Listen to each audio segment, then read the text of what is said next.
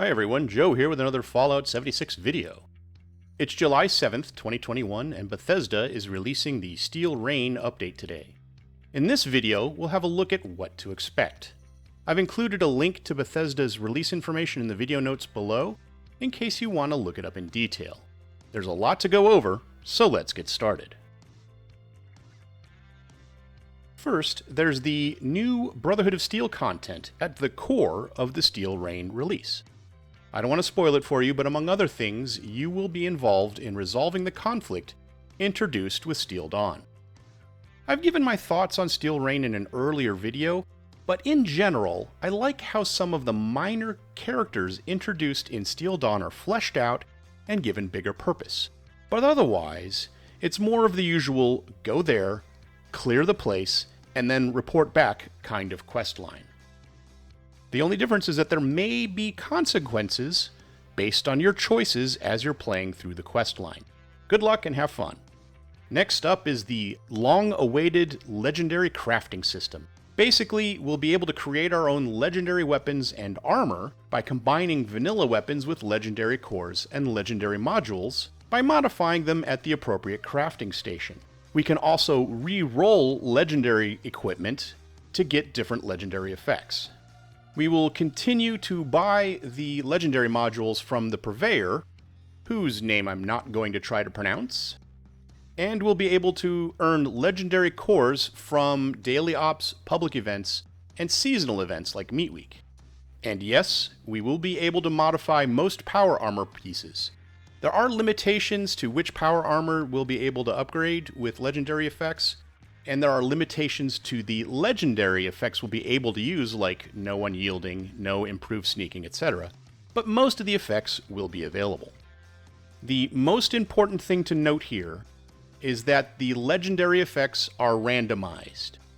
Yes, you can upgrade 1 and 2 star legendary items to 3 stars, but remember that all of the legendary effects will be re-rolled randomly.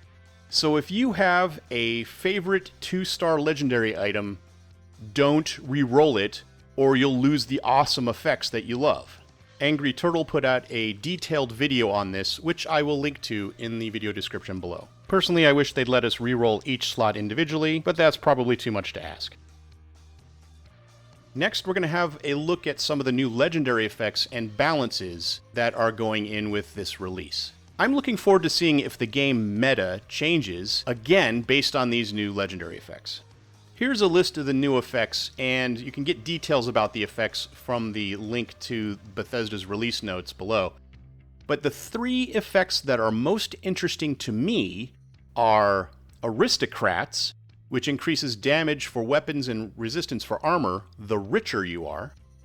Juggernauts, which increases damage for weapons the higher your health is, which matches up nicely with the Vanguard's armor set. And Gourmands, which increases damage for weapons when you increase your hunger and thirst meters. So after Bethesda removed all of the negative impacts for being hungry or thirsty, there was no real reason to worry about food and drink. Gourmands may make us rethink that idea.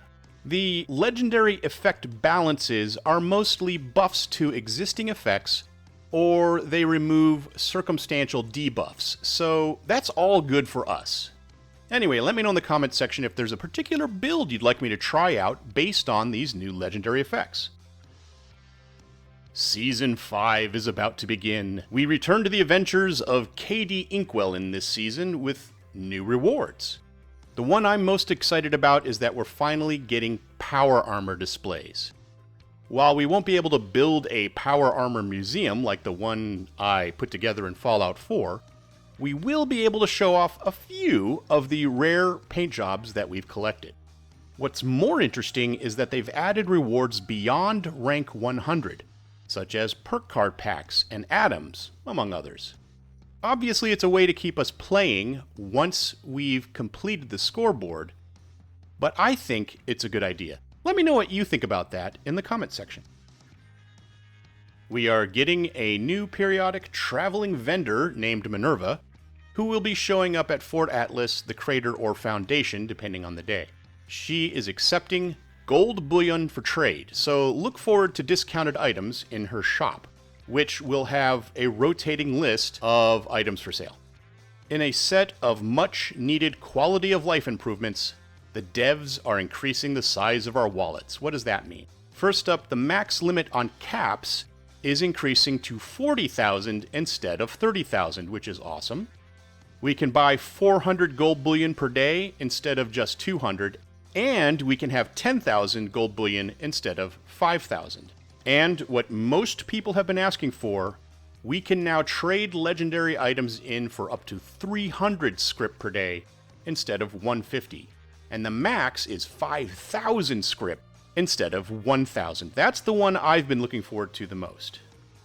The only thing I wish they would do is increase the number of caps we can trade for at the vendors from 1,400 to, say, 2,400. Let's just double it. And one of the most popular events in the game, Meat Week, starts on August 17th.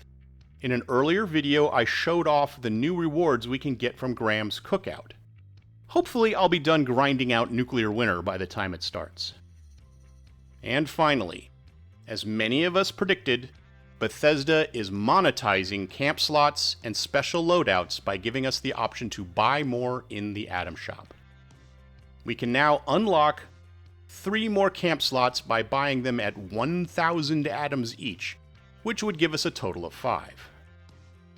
We can now unlock another 13 special loadout slots, or 500 atoms each, which would give us a total of 15.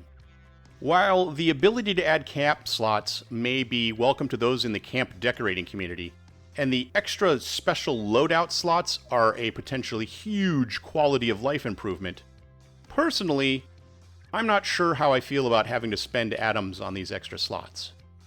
I understand that Bethesda is a business, and that it needs microtransactions to survive and to generate new content for us. I just wish there were more ways to earn atoms in-game or to earn the slots as rewards. Let me know what you think about that in the comments section.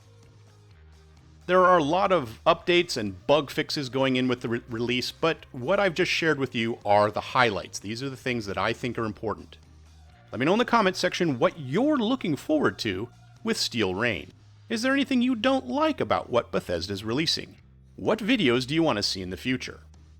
And, as always, thanks for watching, and I'll see you next time with another Fallout 76 video.